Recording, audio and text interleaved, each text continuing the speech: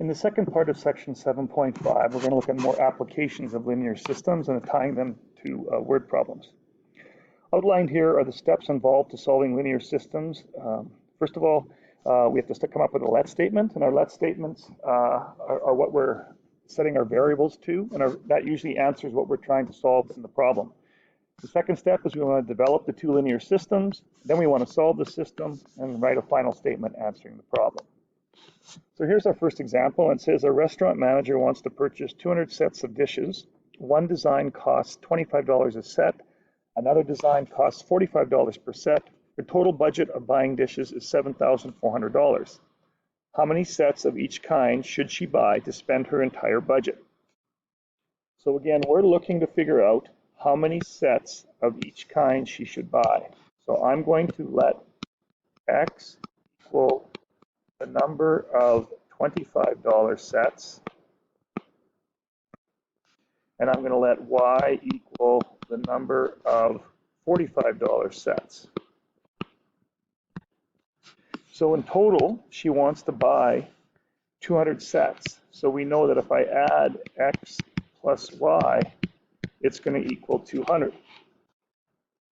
Now, when we start looking at the monetary value involved, the number of the X sets cost $25. So for every X set, I'm going to times that by 25. For every Y set, I'm going to multiply that by 45. And in total, she has $7,400 to spend. So there's your two equations. Now it's a matter of solving it. Now you could use any method you wish, but because we're extending on the elimination method, I'm going to use the elimination. So I'm going to multiply the top row by negative 25. I'm going to get negative 25x minus 25y is going to equal negative 25 times 2,000, or 200, sorry. And that ends up being negative 5,000. So now if I add these two up, the x's cancel, and I'll be left with 20y is going to be equal to 2,400. And if I divide 2,400 by 20, I'm going to get y equals 120. So I have 120 of the $45 sets. Now to figure out x, I go about it the same way I did before. So to find x, I'm going to use my first equation that x plus y is equal to 200. And we found y to be 120. So x plus 120 is equal to 200. And if I subtract, I get x being 80. So therefore, we know in our final statement that the manager bought E. So the manager bought,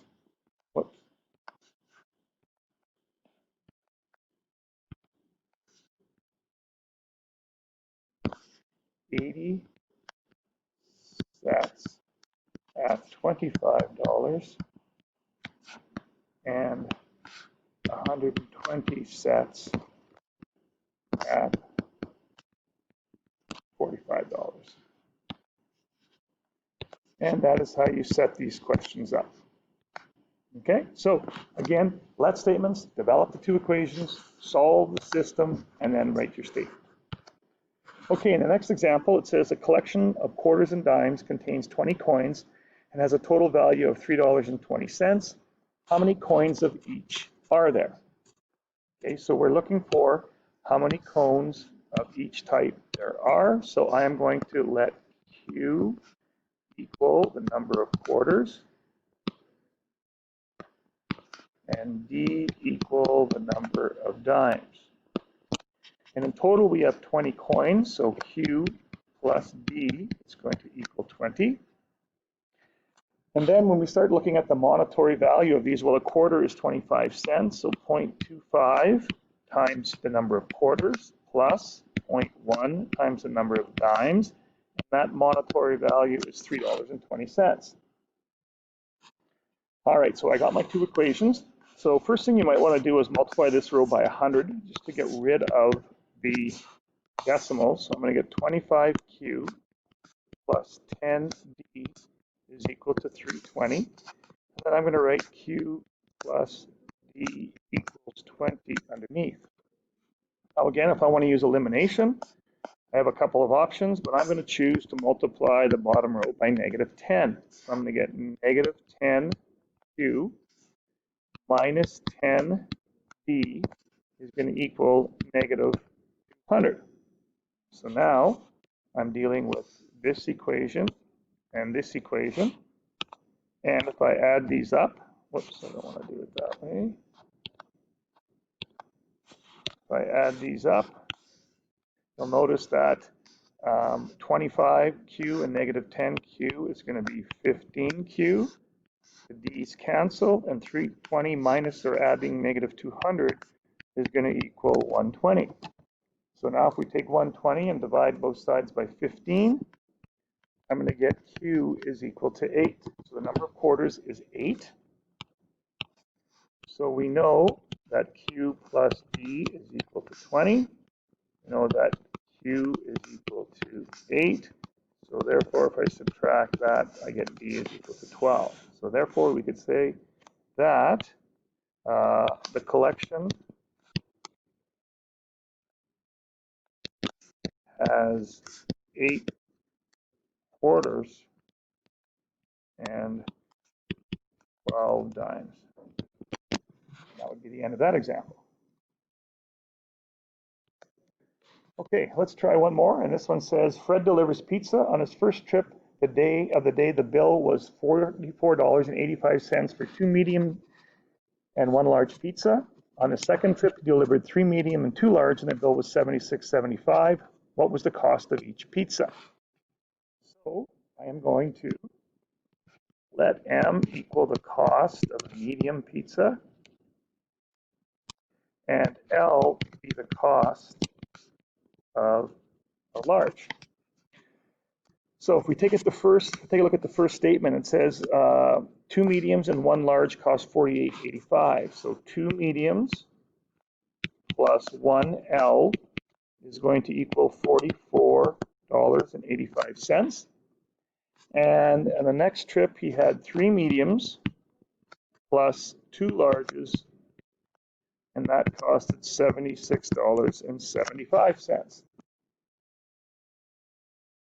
So to solve this one by using elimination, I'm going to multiply the top row by negative 2. So I'm going to get negative 4M minus 2L is going to equal, now 44.85 times negative 2 is going to be negative 89.70. And I'll copy the second equation to get 3M plus 2L is 76.75. So my M's, I'm going to get negative M. The L's are going to eliminate. And 89.70, take away 76.75. So this is going to end up being negative $12.95. And if I divide both sides by negative 1, we see that the medium costs $12.95. So now I want to find L.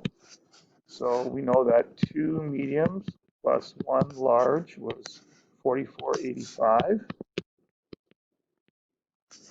So therefore 2 times, and the mediums was $12.95 plus the large is $44.85. So $12.95 times 2 is $25.90. Plus an L is $44.85.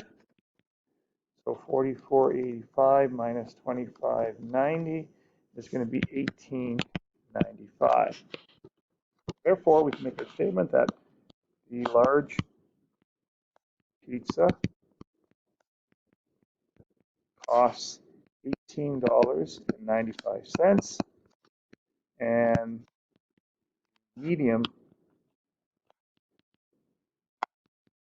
costs $12.95. Again, the same idea. I start with my let statement. I develop my 2 equations. use the elimination method to solve, and write my sentence. Okay, one last example, and we have the admission fee at a small fair is $1.50 for children, $4 for adults. On a certain day, 2,200 people entered the fair and $5,050 is collected. How many children and how many adults attended? Okay, I encourage you to pause the video and give this one a try on your own, and we'll look at it together soon. Okay, I hope you had a chance to try this one. Okay, so again, we are looking for how many children and how many adults attended. So I'm going to let A equal the number of adults and C equal the number of children. So in total, 2,200 people attended. So adults plus children equals 2,200. And now we start looking at the monetary value. So for children, it's $1.50. For adults, it's $4. So 4 times the number of adults plus 150 times the number of children, and that equals 5,050. Again, because we only have one number that has a decimal, we can work with a decimal here. Again, that just makes our number smaller. I'm going to multiply the top row by -4. So I'm going to get -4a minus 4c is equal to -8,800. Now, if I add these up, the a's are going to cancel. And when I do my adding between -4 and +1.50, I get -2.5c is equal to -8,800 plus 50/50. And if I add those together, I'm going to get -3,750. And now if I divide both sides by 2.5, I'm going to get 1,500. So that means 1,500 children attended. So now to find A, we know that adults plus children was 2,200. So therefore, adults plus 1,500 is equal to 2,200. Therefore, adults is equal to 700. So therefore, we can say that 700 adults attended the fair and 1,200 children attended the fair. All right, so that ends the section 7.5 applications of linear systems. So there's a handout you'll receive in class for this assignment. So give those questions a try and check the answer key in my binder in the classroom. Good luck.